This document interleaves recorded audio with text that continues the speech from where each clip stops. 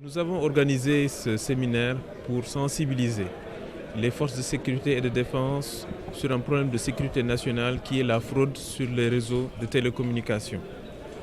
Cette fraude se matérialise généralement par un détournement de trafic et on l'appelle généralement fraude bypass. Les fraudeurs utilisent des réseaux illégaux pour pouvoir acheminer du trafic international entrant au Sénégal. Le consommateur généralement le voit comme étant un numéro, c'est-à-dire que pour une communication internationale, le consommateur voit un numéro local s'afficher. Dans ce cas-là, ce sont des cas de fraude avérés et il y a lieu de faire des investigations et faire appel au concours des forces de l'ordre.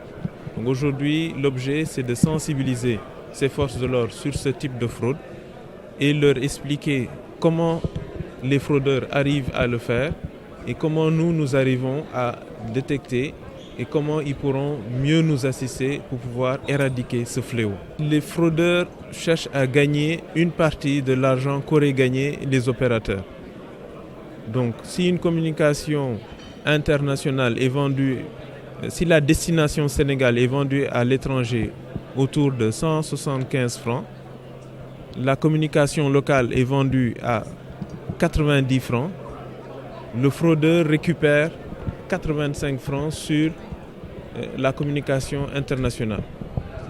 Donc sur un trafic où l'opérateur aurait dû gagner 175 francs la minute, le fraudeur récupère 85 francs, lui et ses complices, et l'opérateur local ne récupère que 90 francs sur les 175 francs.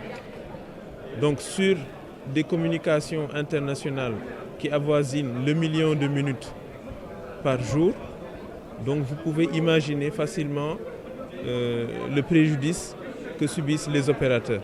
Mais est-ce que vous pouvez estimer ces pertes-là, ces sommes? Aujourd'hui, c'est assez difficile parce que nous faisons un échantillon pour pouvoir détecter certains appels frauduleux. Nous n'avons pas aujourd'hui la totalité des appels frauduleux, mais nous en détectons certains. Donc on ne peut pas faire des estimations exactes. Ce sont des personnes lambda, c'est ce qui rend la tâche beaucoup plus difficile. Donc nous sommes obligés de travailler avec les opérateurs et les forces de sécurité et de défense pour pouvoir mettre un terme à leurs agissements. Nous allons former à peu près une vingtaine par corps, c'est-à-dire qu'on va former à peu près une vingtaine de magistrats, une vingtaine de policiers, une vingtaine de gendarmes. Au niveau de l'école de police, nous allons former également une vingtaine, ainsi qu'au niveau de la douane. Cette formation, certes, ne sera qu'une plus-value pour nous. Okay? Dans la mesure où on a eu dans le passé à arrêter des délinquants dans le cadre donc de la fraude dans les télécommunications, qu'on a eu à déférer devant les juridictions. J'imagine que depuis lors, il y a eu peut-être des mutations dans les techniques ou le matériel qu'ils sont en train d'utiliser et que nous ne connaissons pas. Et que, à l'issue de cet atelier, que nous aurons à connaître, et qui vont nous permettre de mieux lutter contre ces délinquants. Je ne sais pas trop les chiffres exacts, parce qu'il y a beaucoup d'unités de gendarmerie qui travaillent dans ce domaine.